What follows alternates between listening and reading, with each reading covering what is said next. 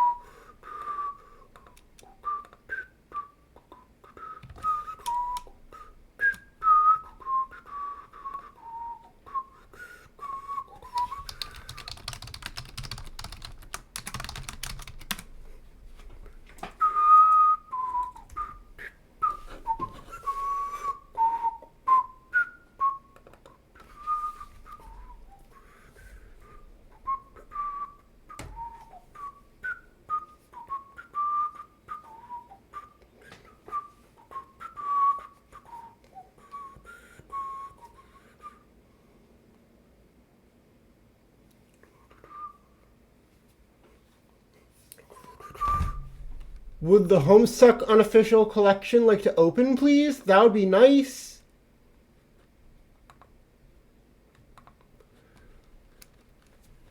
Right.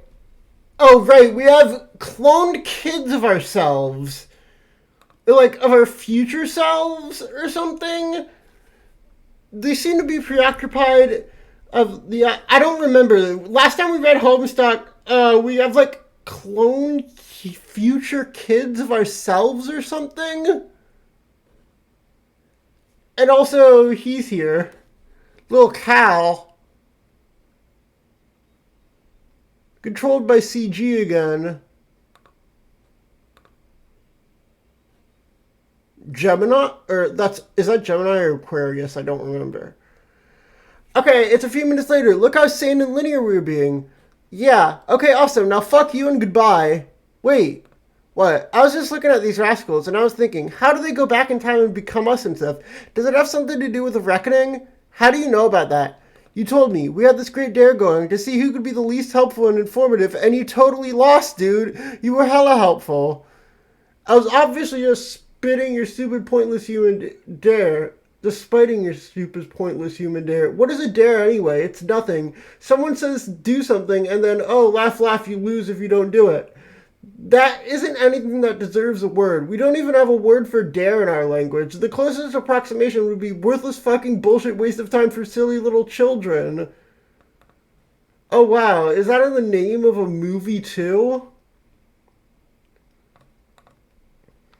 Yes, it's the title of every dumb movie you've ever liked. Haha, that isn't even true and doesn't make sense.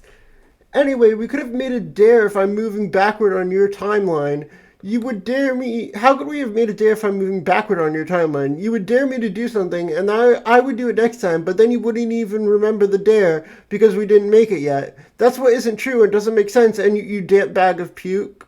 Yeah, well, the dare never happened. I was joking around and made that up to give you a hard time. You have sounding stupid down to a science. Where is your lab coat and test tubes, Dr. Brain Professor? What? I'm wearing a lab coat, sort of. You look like an elf. That's bullshit. You look like you should be blowing into funny little shell and limbering up for a silly cookie dance. What? Let's compare which fantasy creatures that don't exist we both do or do not have. What a fucking great idea, John. You asked about the reckoning. Why don't we talk about that instead of all these pretty much terrible things? Okay. Yeah, so when the reckoning starts happening, all these paradox clones get shipped off to meteors, flung through sky and defense portals, and sent back to Earth. End of story, I guess. Bye. Wait, so that means we're all sort of like Superman. What? Wait. So. Ah, brain is breaking.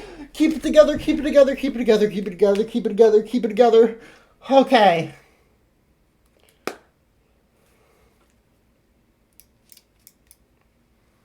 So,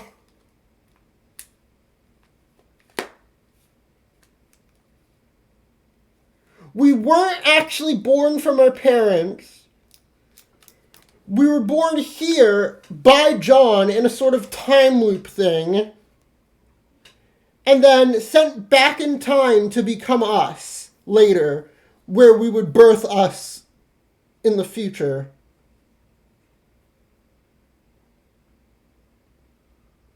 And also, we aren't actually human. We're alien babies or some shit. I don't know. You all trace the mythological footsteps of your beloved human Superman, who's really just a muscular Caucasian alien. It's hilarious how humans worship him as a pinnacle of human heroism and virtue, but he isn't even human. Actually, it's incredibly pathetic, but also in a way admirable, because it realizes, deep down, you must all realize who your daddy is. We are bitches. Yeah, Superman is pretty cool, I guess. Did you know Nicolas Cage was going to almost play Superman that one time? Oh, my throbbing Flemlo? Who gives a barfing fuck about that? You have assassinated my patience. Wait, get back to me in a couple minutes, okay? Fine. What? You're ripping up so many hellacious shreds in this fierce shitty biz nasty is getting so deliriously rude brazen is. Oh, okay, you lost the handle on that sentence. Oh my god, is that what you think it is? Oh yeah, it's Frogtown. This thing is so completely illegal. How could this atrocity be floating out here unnoticed all this time? You're going to throw whoever is responsible into the slammer.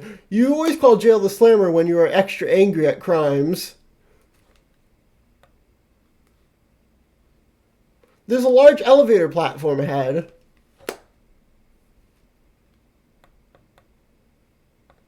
Oh, this was like the hyperbolic time chamber or whatever they put the copies of Spurb into, right? Or am I stupid?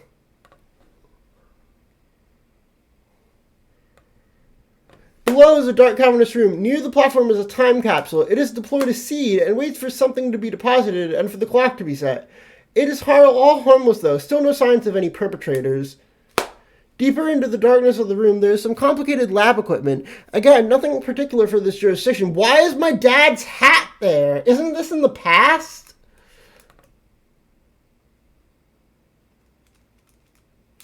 Wait.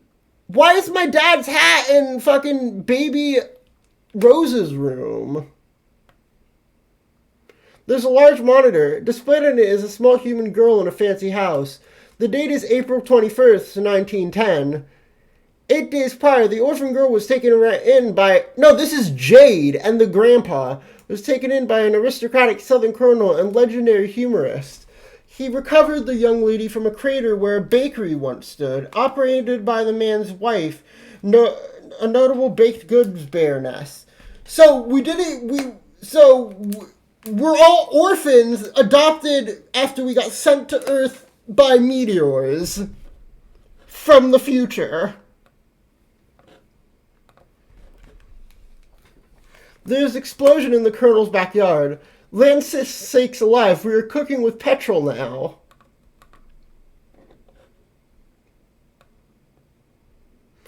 The colonel and his new granddaughter investigate. The impact site is where a doghouse stood moments ago. It was the magnificent abode of the man's beloved pet, Hallie. He takes a belt from the old julep flax. He'd sooner perish himself than lose that dear animal. People would think reports of this man's death were greatly exaggerated, but they weren't. What? This should be exactly why babies should not be allowed to dual-wield flintlock pistols. Wait!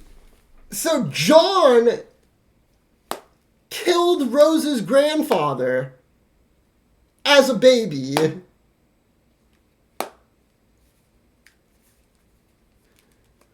Huh? With flintlock pistol.png. A colonel lost, but a new brother gained. She's totally happy about it. Oh, there's Hallie. Wait, that's Beck. But then the face got cut off or something. The youngsters adore their new guardian. Good dog. Best friend. The young boy has difficulty pronouncing the name, though. Sounds more like Harley when he says it.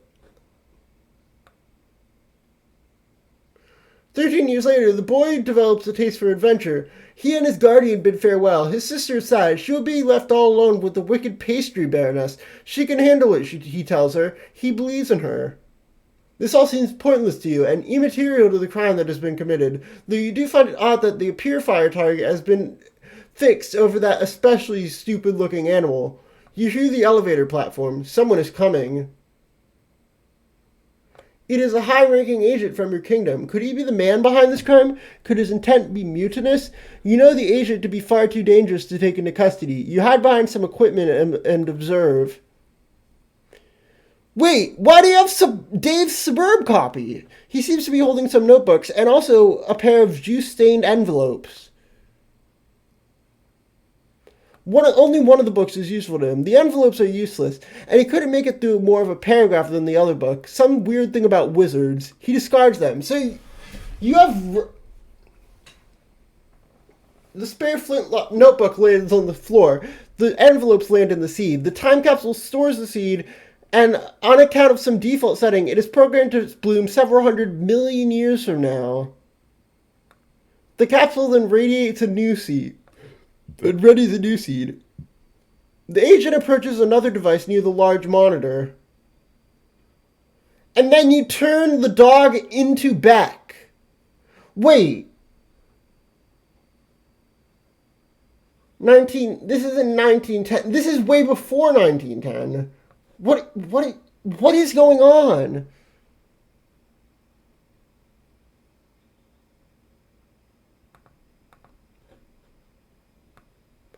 Okay, I got back to you. Are you happy? Sure, I guess. You don't even know it yet, but you're about to start passing out bunnies like they're cheap cigars. It's going to be an embarrassing display. What are you talking about?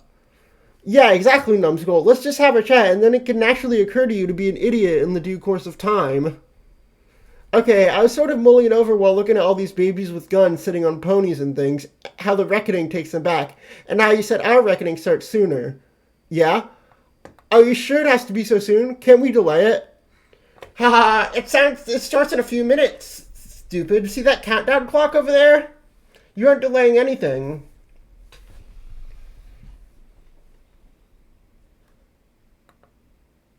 Oh, dang. I guess I better get off this meteor then. Well, I mean, it doesn't happen all at once. First some smaller meteor goes, then bigger ones, spread out over like 24 hours or so. It's supposed to be like go time, when it starts. Like it's time to hurry up and stop fucking around and kill the boss. You get it? The rock you're on doesn't blast off right away. Too bad, because it would have spared you from making a fool of yourself in a couple minutes, and more importantly, spared me of having to watch. Okay, you keep saying how doomed we all are, but how this bad stuff happens, but you never say why. What happens in our game that's different from yours that makes things go so badly? Jack Noir, which is the guy who stole the crown or whatever. Who's Jack Noir? An agent of Durst who flipped out and rose to power. He killed your Black Queen and King, and now he's in charge. So you didn't have him in your game? No, we did, but he was harmless. Actually, he was an ally, sort of. He settled a grudge against the Queen by helping us dethrone and exile her, and then he wound up exiled himself, and sort of kept on helping us through a command terminal on our old planet. He's kind of a huge asshole, though, but because he took the Queen out of the picture, when we got to Skya, we only had one monarch to deal with instead of two. Of course, it was a nasty 12 times prototype Black King that took forever to kill, just barely in time before the biggest meteors came, but still. What does this mean? So after you got exiled and stuff, you came here into our game and caused all this trouble? No, God, you're thicker than that hideous joke book you waddle around with. Try and think abstractly. Think about video games. What's an Earth game you like to play? Name one. Crash Bandicoot?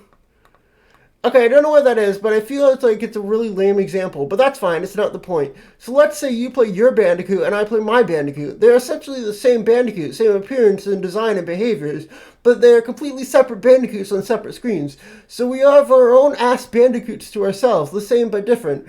Our Jacks are the same but different. Same guy, different circumstances and outcomes. Our Jack triumphed the Queen but got no further. Your Jack got the best of both of them and is now something higher than a Queen or a King. Like an ace? Sure, okay.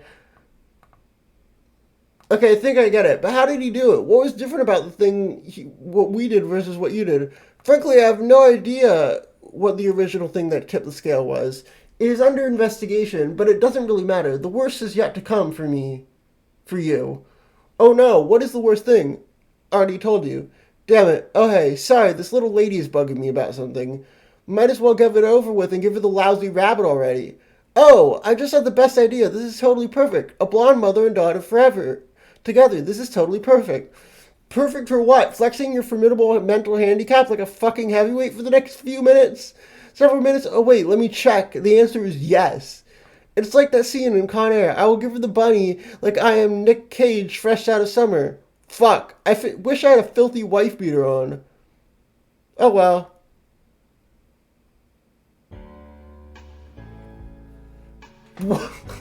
Nick Cage?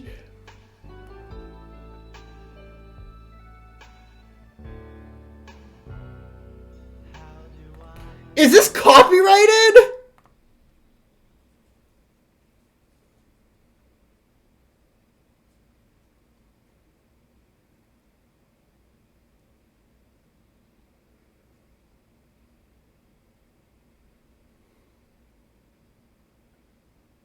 What?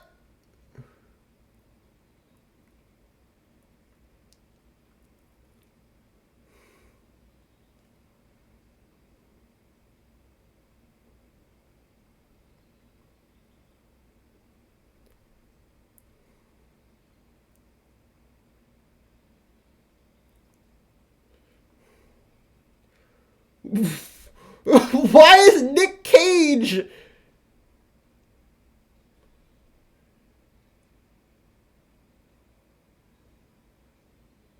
What?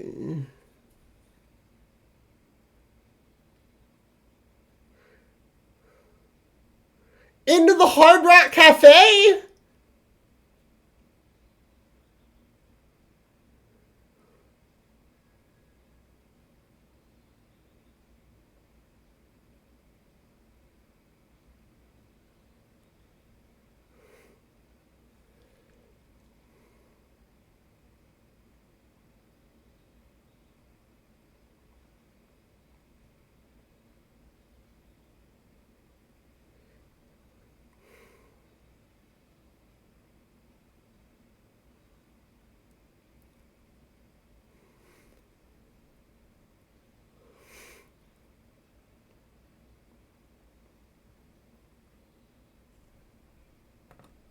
Okay, this is not copyrighted.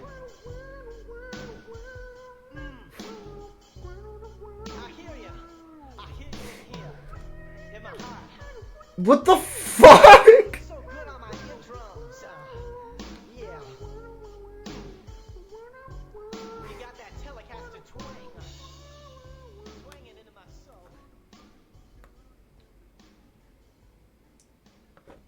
End of Act 4!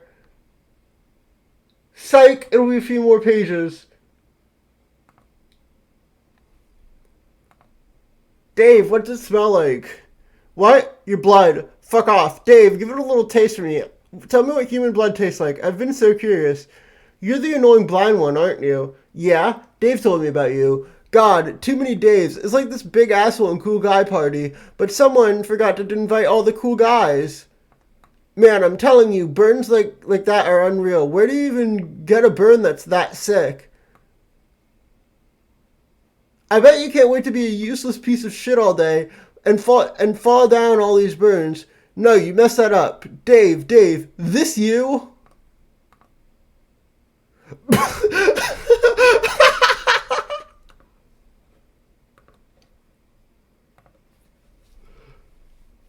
Did you try to draw shades on his face and miss? What was even the point of him wearing shades? It's so perfect. That is so you. This is moronic. Dave, tell me what your blood smells like, or I'll make another one. And I know these hurt your feelings. I don't know what it smells like or tastes like, but I sure know what it looks like. Like a fucking symphony on my retinas. Shit is beautiful, like a little vermilion picnic on my hands. Every time I open my eyes, I find poetry in even the simplest things. Just one of those little joys in life you take for granted, this miraculous gift of vision. Oh, we're making fun of the blind guy. Check it out, I figured it out. This has got to be you.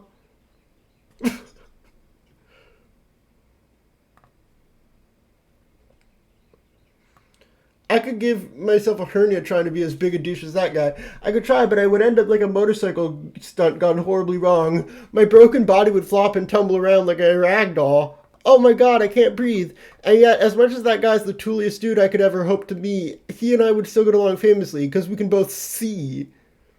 Just him and me having a sea party, like a couple of eagle-eyed bros peeping the shit up in the wee hours. We're making fun of the blind guy. Dave, can I come to your sea party? I guess, but you have to be careful not to stumble around, bumping into all the gorgeous masterpieces hanging around. God, it is beautiful to look at with my perfect eyesight. Can I lick the paintings? Yeah, that's fine.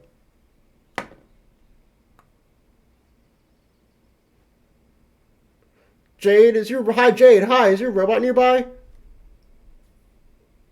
Where can you type? Because you are asleep. Oh, yes, it appears so. Oh, in that case, are you having a pleasant nap? I guess. I was pretty busy here. I had to stay asleep for a long time because John is supposed to wake up soon, but he won't wake up. I'm pretty sure I'm supposed to be the one to wake him, but I don't know what to do.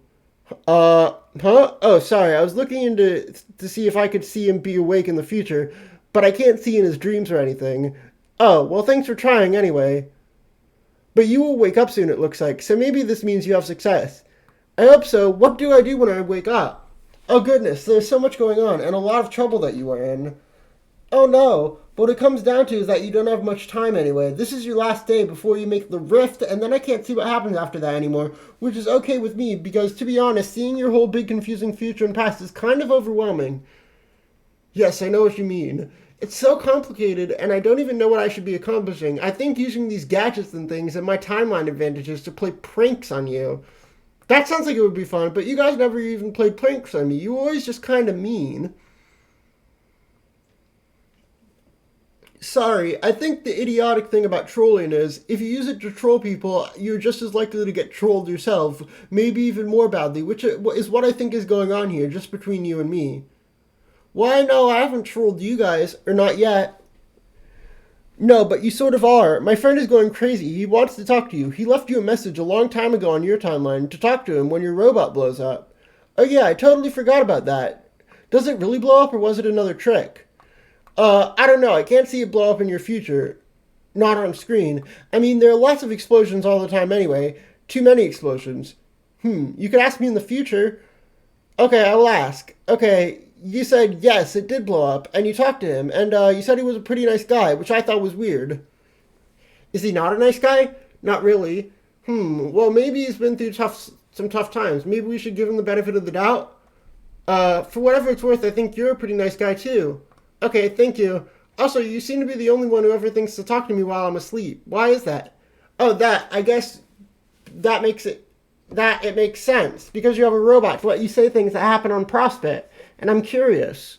Because the only time I ever had fun playing the game was when I was asleep. But now all our dream cells are dead. Oh no, dream cells can die? Yeah, I never knew that or thought about it. I guess it makes sense though. Yeah, so enjoy your nap while it lasts. Bye.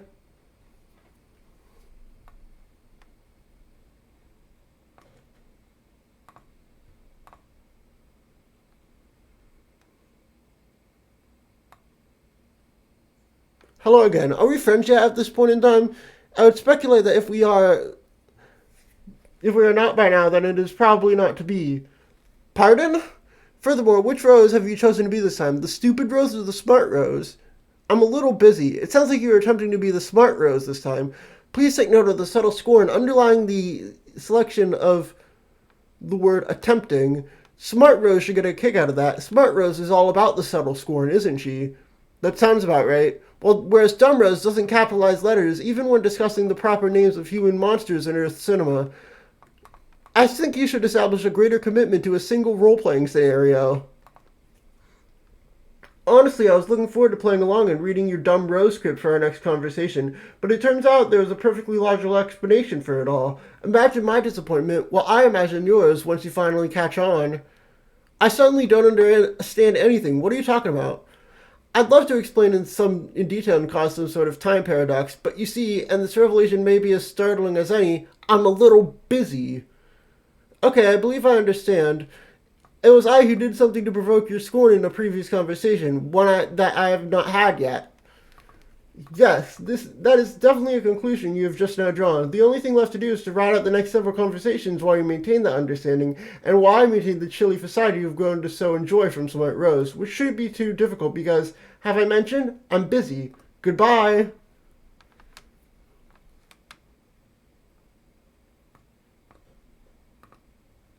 Dave, I finally got it! Oh hell, I finally figured it all! Once and for all, this is you!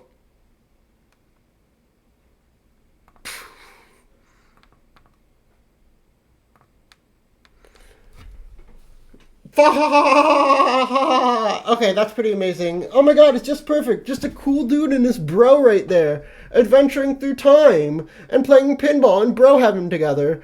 Tell me that isn't perfect.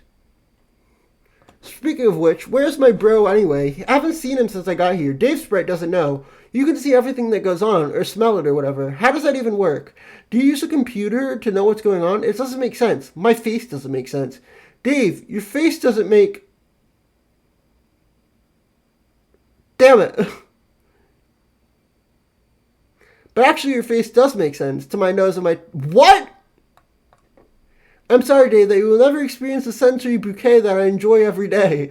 That I ensconce myself in like a warm and like a warm and comfy bathrobe made of flavor and melody. Okay, so the dumbest and most far-fetched explanation imaginable. Okay, got it. Anyway, I don't know where your bro is. As far as I can tell, you never see him again between now and the rift. Too bad he won't be around to bail you out again like when you entered. Man, don't remind me about that. It's so embarrassing. Oh, it's okay. I won't tell John about it. I know that's what you're worried about. Okay, cool. But look, you don't need to be upset about not having your bro to lean on anymore. Who's upset? About time the dude gave me a little space. Blah. Okay, whatever you say, but that's not the point. The point is I will help you instead, Dave. Is that cool? I guess. I know everything that's going to happen to you. I can tell you before it happens so you can be ready and not have to go back in time and get killed all the time and stand on a toilet looking at your own blood for 10 minutes. Alright, so what's next? First you go through the gate, and when you go through, you will go to another place in your Wild Cherry Lava Land, and then you will quickly meet some friendly crocodiles. They will try to eat you, but that is just their way of being friendly. You shouldn't be scared. Why would I be scared? Dave, please, you are crying like a little boy. It is happening right in here in front of my nose. Your tears taste delicious. Kind of like Like something you wouldn't know about. A troll delicacy called cotton candy. We have cotton candy, dumbass. Toby Fox song!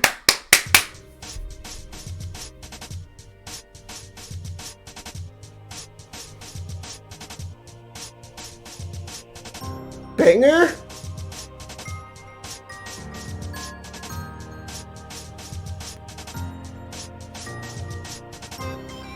What?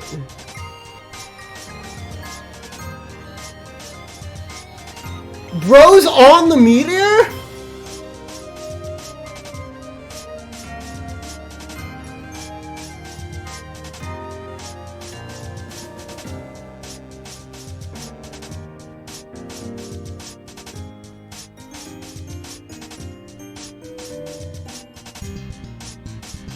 And then our parents on the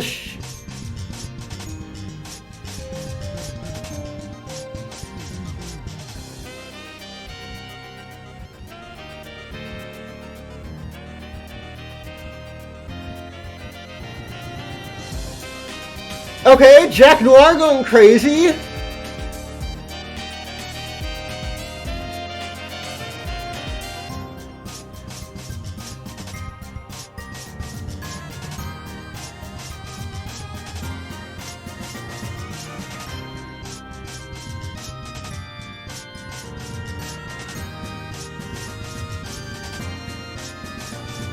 The leitmotifs?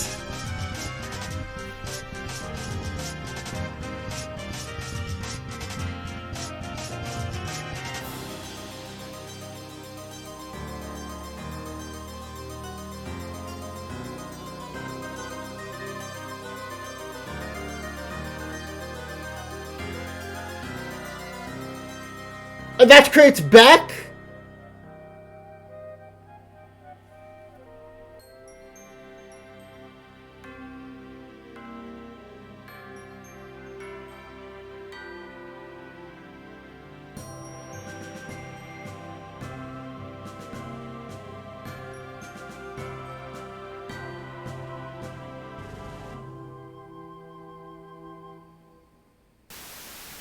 What?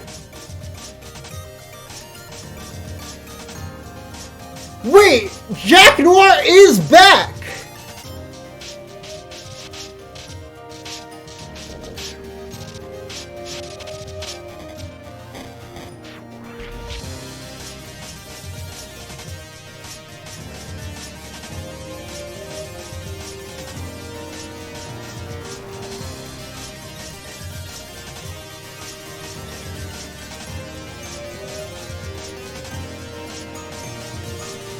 Let's go, bro. What? What? What? Huh?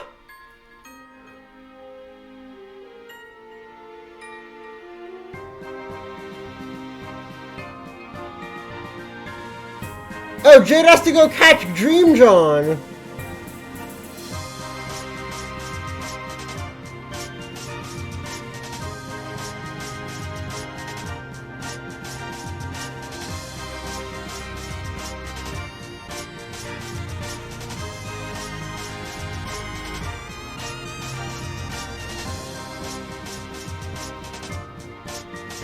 Oh, hey, woke up. Wait, and then Portal's... What? Oh, and then they go back to the past.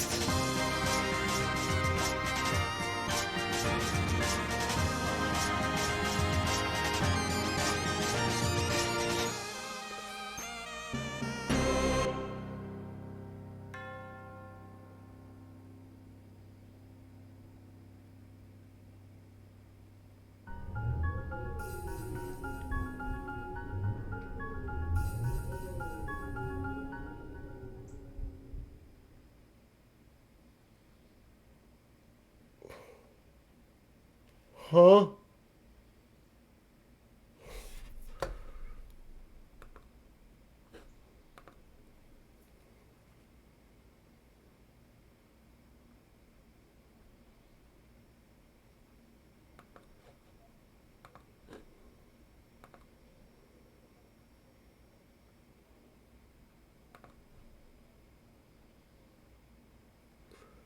I don't understand.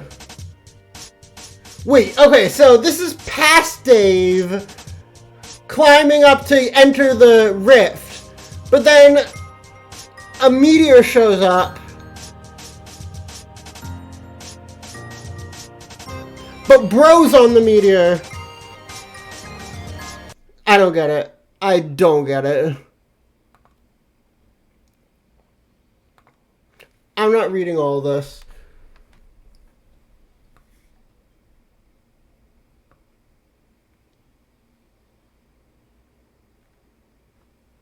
Oh, wait, this is actually important. Hold on. My co-players and I have made every earnest attempt, with occasional relapse, to play this game the right way. I've been meticulous in documenting the process to help our peers and successors through the trials should we fail. In my hubris, I believe these classes were relegated to the Earthbound. Ha ha ha. Get it? Undertale reference? But even in this quaint supposition, I suppose I was in error. Our otherworldly antagonists have assured us of our inevitable failure repeatedly, while the gods whisper cooperation in my sleep. I believe them now. I just blew up my first gate. I'm not sure why I did it, really. I'm not playing by the rules anymore. I'll fly around this candy-coated rock and comb the white sand until I find answers. No one can tell me our fate can't be repaired. We've come too far. I jumped out of the way of the burning fucking tree, for God's sake. I've used a spell to rip this walkthrough from Earth's decaying network and sealed it in one of the servers floating in the furthest ring. The gods...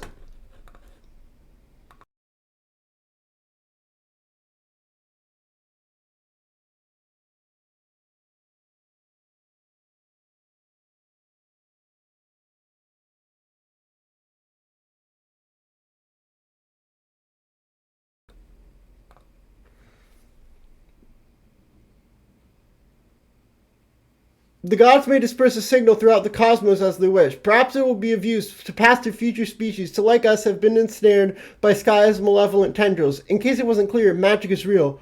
Pardon my egress. You're on your own now. Rose.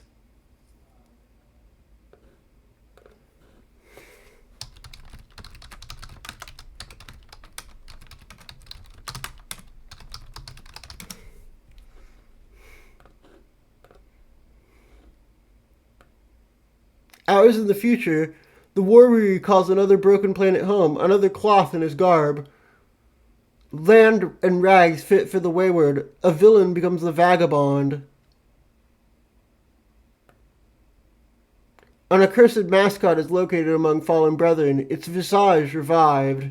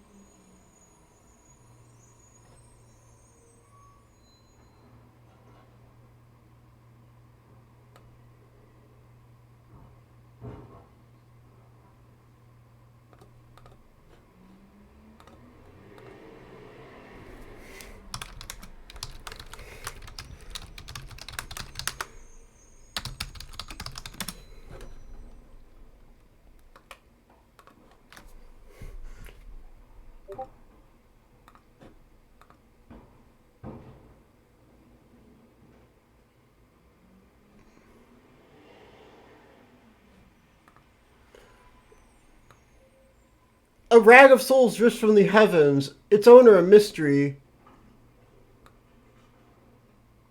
A boy finds a dead friend, her ring recovered. No! Dream Jade fucking died? No! What the fuck? The boy sees himself in the cloud, his destination revealed. Hours in the future, a mistress becomes a mendicant. The recent past is recalled. A communication device is borrowed. A rendezvous arranged.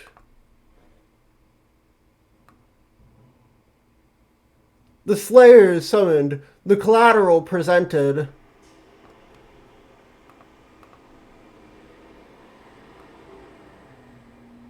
The droll is beckoned. A bargain honored. The boy finds the castle. His courier's path crossed. Oh, he finally gets the box! The mail is delivered. An obligation satisfied. The package is open. Letters read. John, from what I hear tell, you've been through a bit of an adventure by the time you're reading this. That's so great. I love adventure, and I would bet my bottom boombuck you do too. I think we are birds of a feather, John. I'm pretty eager to meet you. Oh yeah, I should have mentioned we were going to meet someday. I hear you like movies. Is that right, John? I love movies too. Have you ever seen Weekend at Bernie's? So friggin' hilarious. It's hard to talk to Jade about movies because she doesn't really know about movies, but I'm sure you know that. Boring. Haha, just kidding, Jade. You know I love you and think you're a blast. Okay, speaking of Jade, we spent quite a long time working on this present for you. It was a big team effort. Okay, I had to do quite a lot of arm twisting together to go along with helping me make such an oddball present for you and so well in advance. But I had my arm sort of twisted myself to get this going in the first place. But then she came around to the idea because she can see the future. Pretty amazing if you ask me. It'll all be clear later. Gadzooks, with all this arm twisting, I've been getting a pretty good workout. We should wrestle when we meet, John. I love to wrestle, but I don't get a chance to wrestle with anyone that much. Do you like to get in fisticuffs, John? Scrums and whatnot? Me too. Is this from Beck? Anyway, you should listen to Jade from here on because she sure knows what to know, seems to know what's best for you. Whatever your adventure throws at you, I'm sure she'll tell you you can handle it. She believes in you. There's another letter from a different author.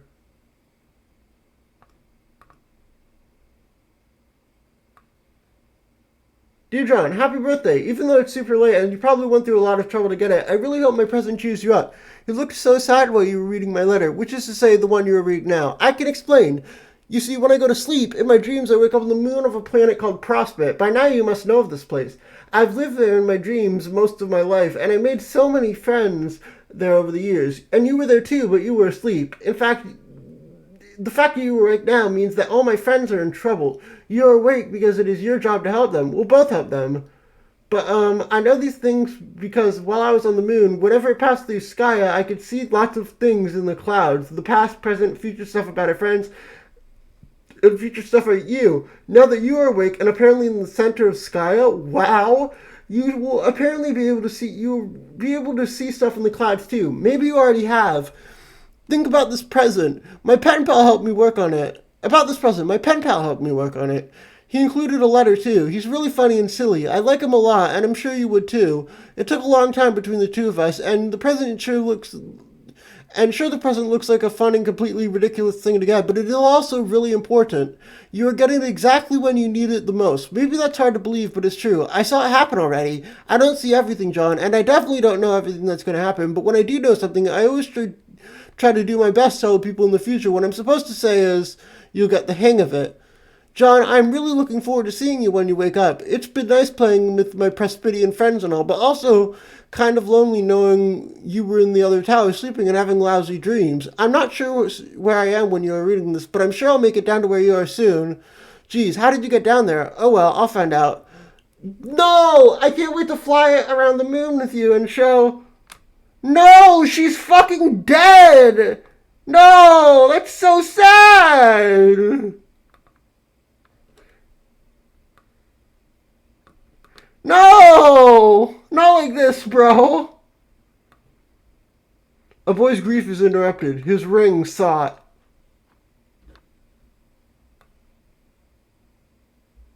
What? The toy has taken a new master. The tactician, a misstep. Check. Hours in the future, a regulator becomes a renegade. The recent past is recalled. A temple is fled and soon revisited. A nearby laboratory is also revisited. Its satellites dispatched. Okay, so the real John is still sleeping. A sleeping boy is found, rumbling, ominous. The lab is in flight. Its exits inoperative. Another public servant makes a sacrifice. A citizen's safety secured.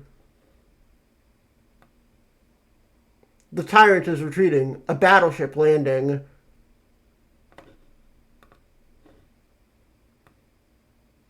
No!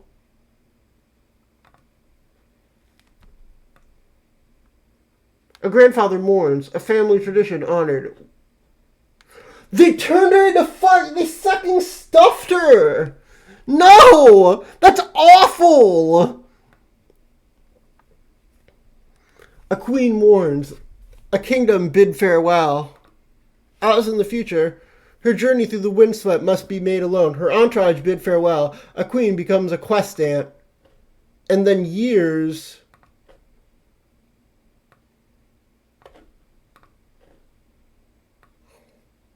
A key is employed.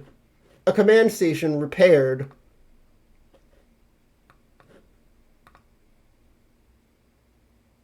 Okay, and then you meet all these people. And give her her ring back.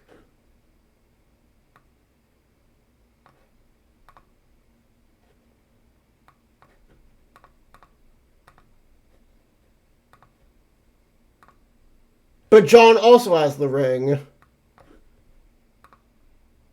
There's another cloud.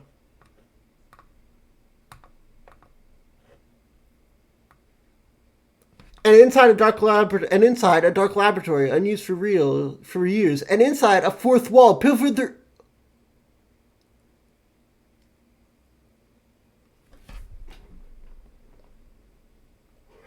That shit was canon?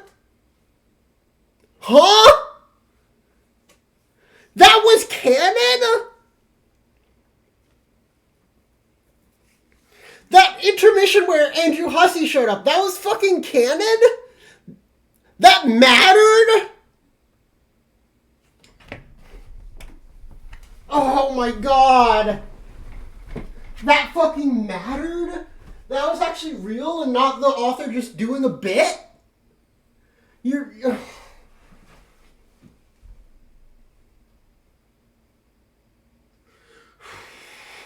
Keep it together. I can do this. Okay. Pilfered from a bureaucrat's office and absconded with years ago. It isn't turned on. But if it was, this was almost certainly what we would see. Okay, recap 2. Hi. Picking up from where we left off, I tipped a really long recap. Then a lot of stuff happened. GC helped John fly to the second gate. Okay, time for everything to make sense now. Because nothing makes sense until the recap. I love Homestuck! Yeah, baby! Woo! GC...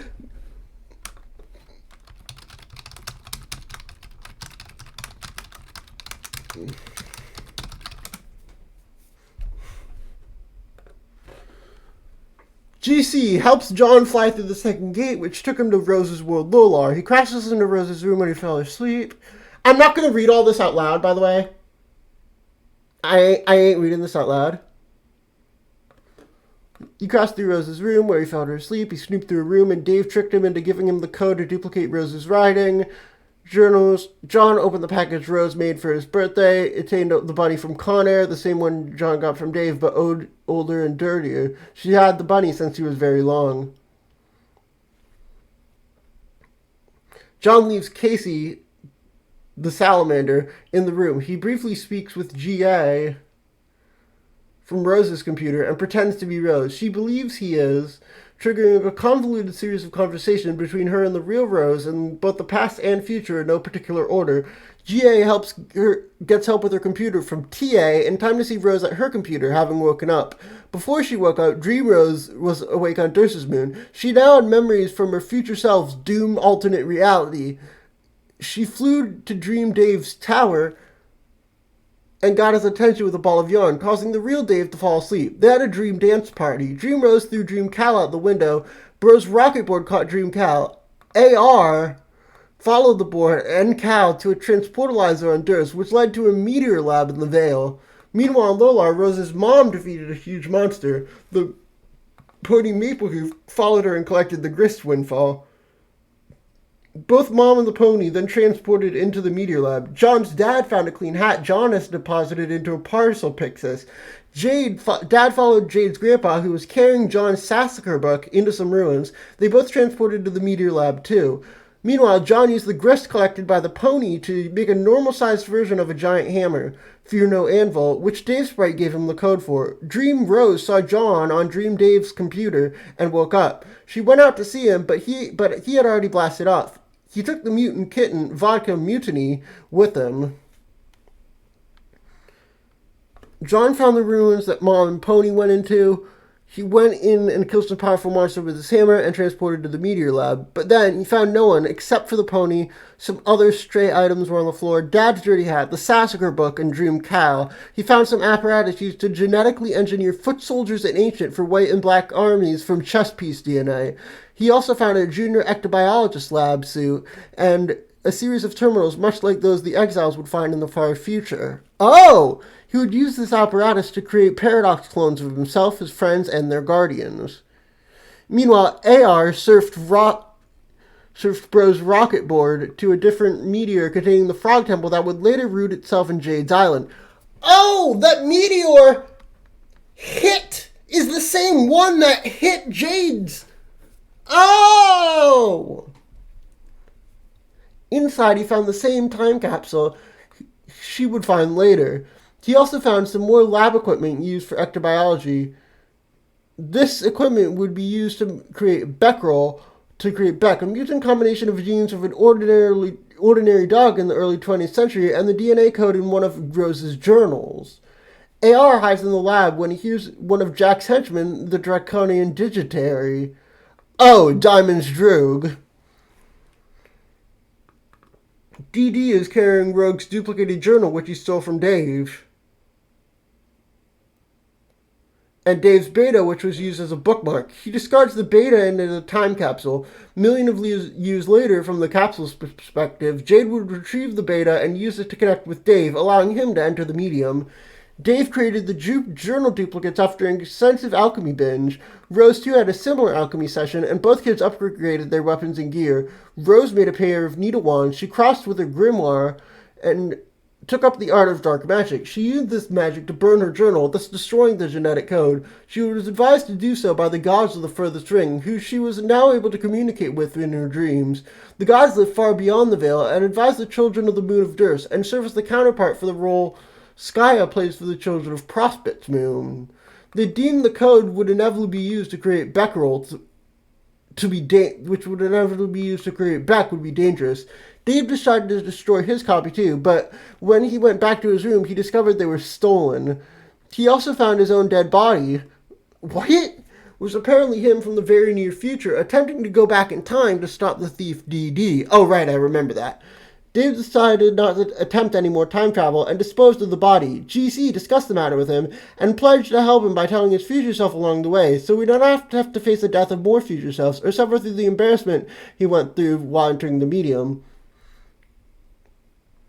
The way Dave entered the medium was as follows. As a large meteor was bearing down on the city, Dave climbed the radio tower to the top of his building with a broken sword in hand to reach the nest built by the crow sprite.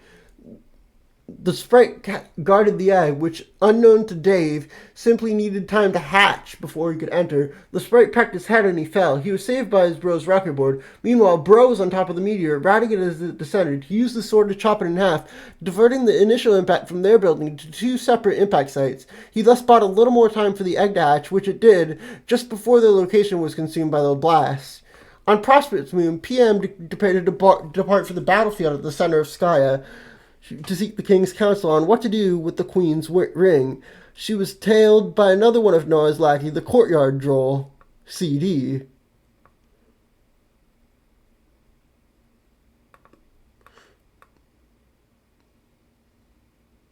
CD picked her pocket and stole the ring. PM departed the shuttle to Skya. Dream Jade then clobbered CD, recovered the ring, and tried it on, but its power has no effect on humans.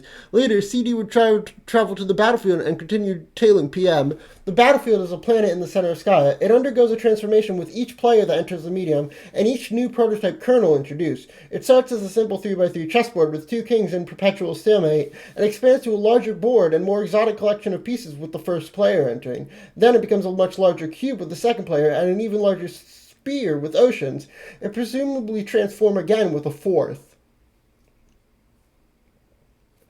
The armies of the Black and the White Kingdoms duel there. Soldiers are airlifted from meteor facilities in the Vale to supply the manpower. Enormous mutant-like chess monsters suck the landscape. The two kings command their armies from the field. They each have a scepter that serves a similar purpose to each of the queen's wings. When activated, a scepter calls the kings to be a giant and bear all the properties of the prototypings. So, the crow, okay. A king is able to deactivate a scepter to hand it off to another that they will not be affected in this way. When the Black King captures the White King's scepter, the reckoning begins. The reckoning sends all meteors in the Vale towards Skya in stages. First the small one, then gradually the bigger ones. There's a war-weary villain on the battlefield who was a simple farmer and tired of the conflict. WV united a band of soldiers from both armies and led a rebellion against the Black King, but before they could attack the king, Jack Noir, now empowered by the Black Queen's wing, intercepted the coup and destroyed the king's scepter, killing the king. Jack then killed the entire army, sparing only WV. Perhaps to leave the survivor to tell the story, or perhaps out of respect for a fellow mutineer, only he knows. Meanwhile, PM met with the White King. He disabled his scepter and gave it to her along with its crown. PM now had all the crowns of the White King and Queen and the White Scepter, but has discovered she had misplaced the White Queen's ring. Jack's Muscle, the hegemonic brute, Heart's boxcar, had been tailing the White King. HB then followed PM and attacked her. She dropped the scepter off a cliff. She would regroup and chop off HB's head with the Regisword Jack gave her to kill the White Monarchs. CD, who had been tailing both of them, recovered the White Scepter and gave it to Jack. Jack used it to initiate the reckoning and would proceed to go on a more extensive rampage, devastating the battlefield and Prospect. Back in the Meteor Lab, John began the ectobiology session, which appeared to have been prepared for him in advance by the Guardians who had just been there. Which are Dad, Mom. All the four monitors were all locked onto the kids' Guardians at a certain point in time, each on the day of one of the kids' birth. On Jade's birthday, the Nana was locked onto John's neighborhood by the Betty Crocker factory. The meteor carrying the baby Jade crashed into the factory and destroyed it. Her grandpa, owner of that factory, would adopt her. John Dad witnessed and would spend years investigating. On Dave's birthday, Grandpa was locked onto while he was on his yacht, pioneering the island for the first time. He was sailing with baby Jade. Overheard, he heard a meteor carrying baby Dave, which would crash into his bro's favorite record shop. On Rose's birthday, Bro was locked onto as he stood over the crater where he would find baby Dave. He would give him a tiny pair of pointy shades. Overhead, there was a meteor carrying baby Rose, which would land in a lake and destroy it. Rose's mom would retrieve and adopt her. Months later, on John's birthday, Mom would bring Rose to John's neighborhood to investigate the destruction of Grandpa's factory and related the stellar phenomena.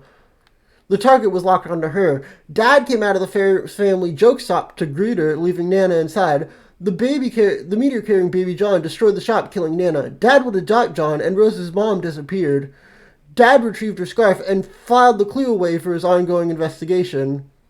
John attempted to purify all four Guardians, but since removing them from those moments would have caused a paradox, he instead paradoxified their ghost slime imprints. The slime was collected into two pairs of containers, one containing Nana and Grandpa's slime, the other containing Mom and Bro's.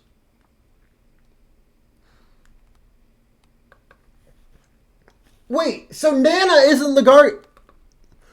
Dad wasn't supposed to be the guardian for John. It was supposed to be Nana. The babies would then later be sent back in time to become those guardians themselves. Oh! Once those 4 clones were created, it created a second set of clones. Baby John, Baby Rose, Baby... Those would go back in time to become the 4 kids via meteors in the sequence and on the dates listed above. All 8 babies would each ride their own meteors, launched from the Veil after Jack started the Reckoning, and into the defense portals deployed by Skya to protect itself. The defense portals lead to Earth, as Skya defends itself, in a way, sacrificing Earth. While most meteors are sent to the time period when the kids began the game, many lead to a number of different time periods. Some 13 years prior to the game used by the kids, some nearly a century prior, used by Nana and Grandpa, some millions of years ago, used eventually by the Frog Temple meteor, and some to the far future, used by the Exiles. And all 8 of them would travel with an object or animal. John with his Sassacre book, which would become the much older-looking family heirloom stored in his dad's safe, with Nana Sprite's inscription to John on it. Rose with the dirty bunny Dave gave John for his birthday. Dave with the pony Maplehoof. Jade with the knit-repaired bunny Rose got John for his birthday, which Rose cherished since birth. Nana with Dad's dirty hat. Mom with Mutiny Meowgon. Grandpa with his 2 flintlock pistols, which older Grandpa left behind for him in the lab, which would both wind up in Jade's room. And Bro with Dream Cal, who would later be fitted with a new personalized short and would become the real Cal, the same doll that would haunt Dave's waking life and consequently his dreams.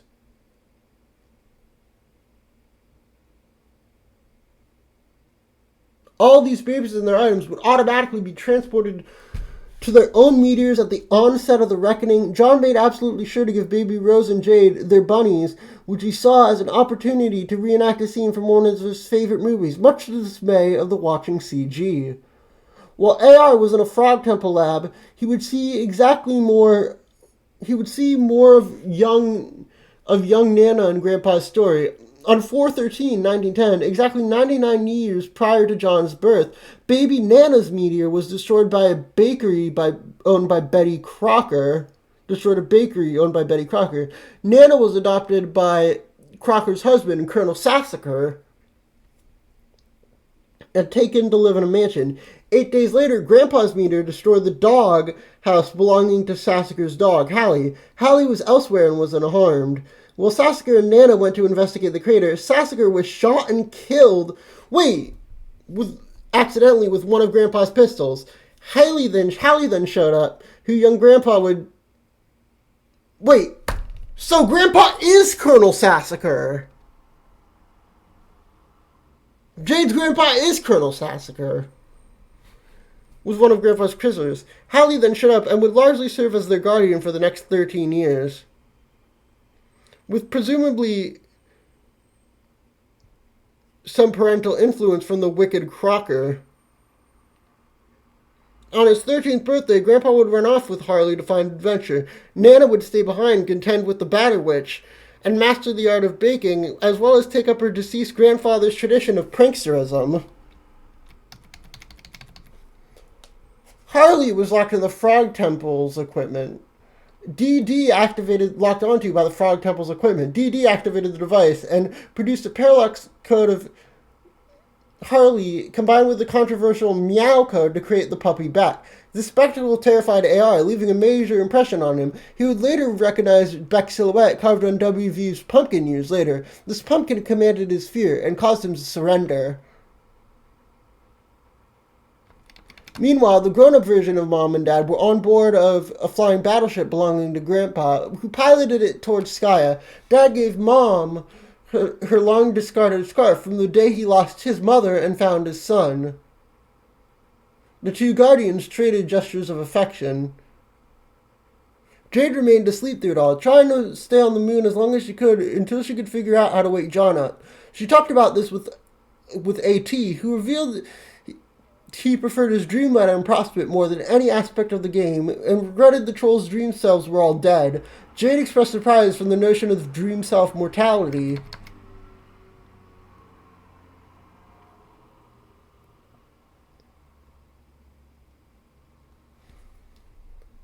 After Jade used the full power of the ring, after Jack used the full power of the ring to devastate the battlefield and the two armies, he turned his attention on Prospect, inflicting severe damage the same way. He then cut the chain connecting the moon to Prospect, sending the moon plummeted through the atmosphere of Skya and breaking it up in the process.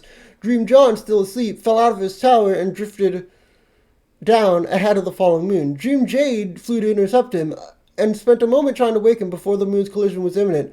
At the last minute, she flung Dream John out of the blast radius, but was not able to clear the blast herself, so she died.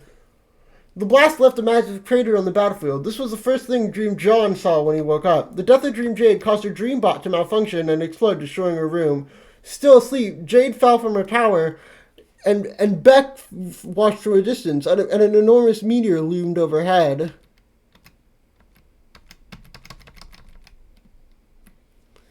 Elsewhere, on Dave's world, Lohack, Bro dueled with Jack briefly. It was a stalemate until Bro plunged his sword into the large floating record platform they were fighting on. This released the mysterious energy from the cracks, and Bro escaped.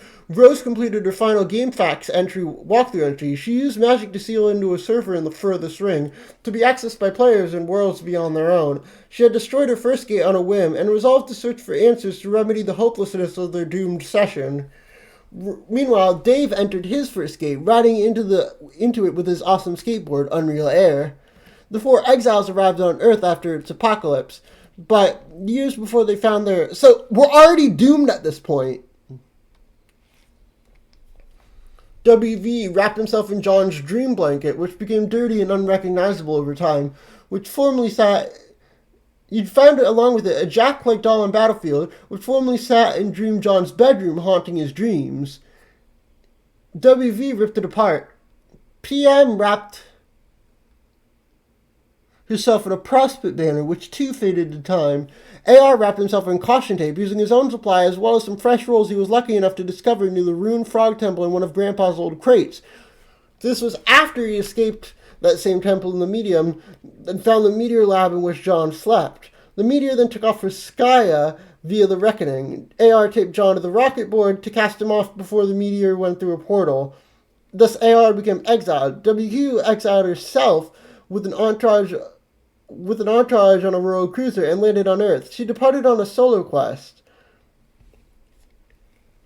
Okay, she discovered a command session, a large egg, broken into two pieces, in the two large craters made by Dave's split meteor. She used the key to repair the egg station and teleported to the present location of the exiles, the frog ruins at night, 413 years after the apocalypse on Earth. On the battlefield, Dream John found Dream Jade's body. He was sad and confused and took her ring as a keepsake.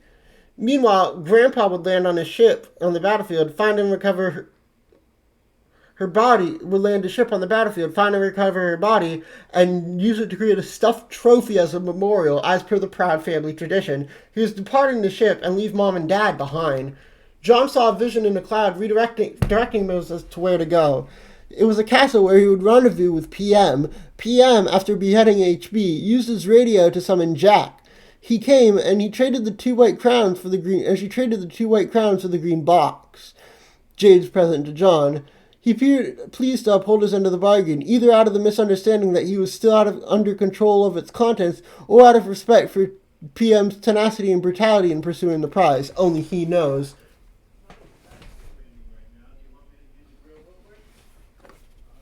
PM delivered the package to John and then left, not thrilled by the trials caused by its recovery. Give me a second.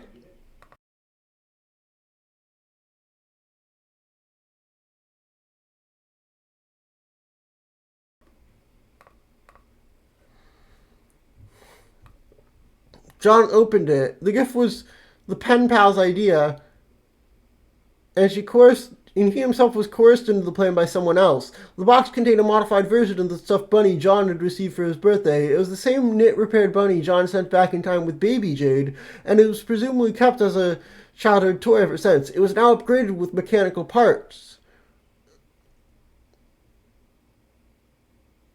As John mourned Jade's death over the letter, he was interrupted by Jack's sword.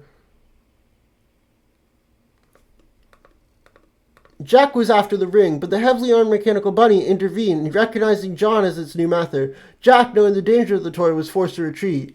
Finally, a cloud showed John what he was supposed to do with the ring. It was held by a mysterious black hand. In the far future on Earth, the exiles gathered around Exile Town. WQ asked WV for something. WV revealed he had been storing the complete quad prototype ring in his sleeve of his trusty knife. It had been there all along, much to Serenity's surprise, and then I began working on Act 5. Elsewhere in Paradox Space, we'll examine another planet, forgotten by time. But what was this planet's name? Oh my fucking god, no! No! There's a whole other language? No!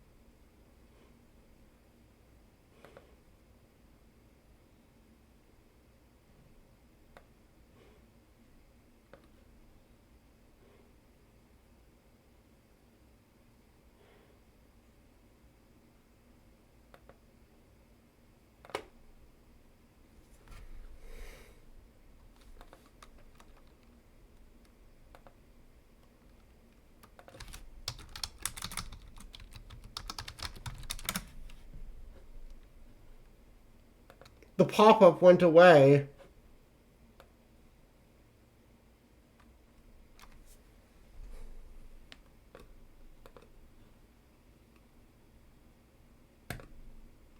Oh boy. Oh boy.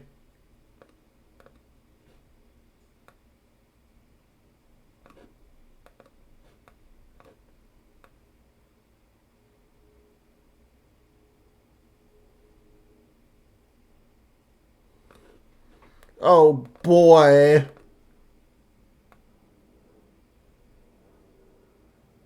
That is much better. Your guess is precisely correct. What are the odds?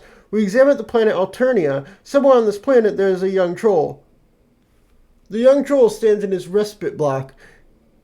It just so happens today, the 12th biennial paragraph of the 6-star sequence.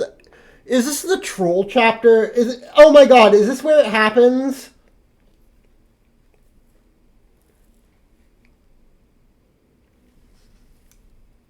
Is this when it happens? It's coming, right?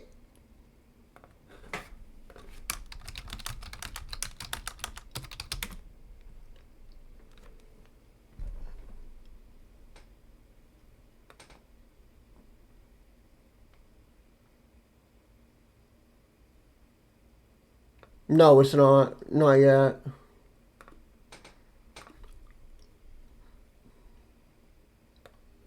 This young troll stands in his respite block. It just so happens that the 12th of the Dark Sequent Equinox is the day of this young troll's larval awakening, also known as his wriggling day. Though 6 solar sweeps ago he was given life, it is only today he will be given a name. 6 alternating solar sweeps, for convenient reference, is equivalent to 13 Earth years. Earth is also a planet that does not yet exist. You enter something particularly derogatory, and this guy gets fed up by the shenanigans in record time. This guy has a lot of troll pals, and their adventures are going to be quite extensive and convoluted, to an even greater degree than the ones you may be accustomed. He thinks that if you think we have to drag out every little gag and expected pattern along the way, you've got another thing coming. He says he thinks you should cram that sobering understanding in your chitinous windle and tamp it down your... What?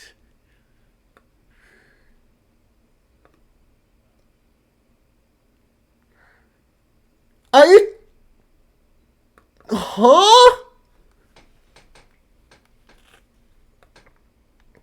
Your Carpet Vantis. Oh boy! As previously mentioned, it is your wriggling day. Oh my fucking god, there's troll versions of the movies. Which is barely even worth mentioning. It is an anniversary, which anything to lament the faults of your existence, of which there are surely plenty. Equally plenty are your hobby, are your interests. You have a passion for ridiculous and terrible romantic movies and rom-coms. You should really be embarrassed for liking this dreadful cinema. But for some reason you are not. You like to program computers, but you are notoriously pretty awful at it. Your programs invariably damage the machines on which they are executed, which is just as well since you like to specialize in computer viruses. While you are mature, you aspire to join the ranks of the most lethal members of your society, the Thrush-executioners. You like to practice with your really cool sickle, but wind up looking kind of like a doofus in your turn.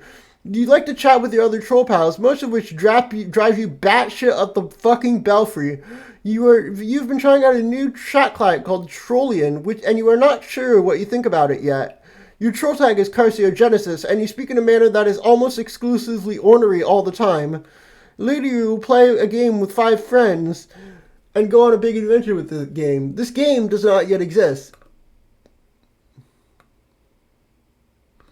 It is your Recupera cocoon full of super slime. Every young troll enjoys the cozy embrace of such a vessel each night, and the relaxing ooze help assuage the terrible visions of blood and carnage that plague the dark subconscious of your species. This is cozy and all, but you can't be napping all day like a chump. You're a busy guy. Goddamn slime, now you have to change clothes. What were you thinking? Luckily your clothes are all the same. Trolls think fashions are stupid. Okay, time to get serious here. Sweet troll Gigas. Let's get real and get down to some major business. You only space out and get caught up reading the titles of the film for 5 minutes. Wow, these movies are great. You don't care what anyone says. Pure magic. Is that John Cusack? The thing that most people don't realize is that John Cusack is a universal constant. This movie. Okay, this one you have a hard time defending, but still, it's so good. The best thing about it is how Troll Sander doesn't make you want to punch anything. Like, nothing at all, really much of anything. Is this 50 First Dates? My favorite movie about a fucking kidnapping a woman and bringing her to Alaska?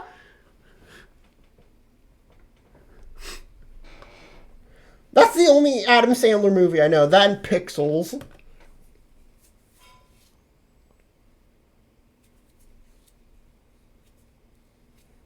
You grab your trusty sickle with your encryption modus. To retrieve it, you'll need to hack the code to open the card vault left behind. This will obviously prove to be a completely ridiculous and untenable way of managing an inquiry. Later on, you swap your modus with your hacker friend, a guy who, unlike you, seems to be competent with programming. But for the time being, it makes your life kind of a nightmare. There's so many stupid things on this modus. So many, you have no idea. Page 2000! God damn it. You hear some unhappy grumbling through the hole below. This was not the coolest thing you could have done just now.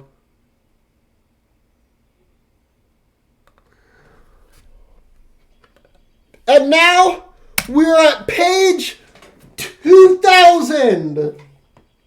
We did it!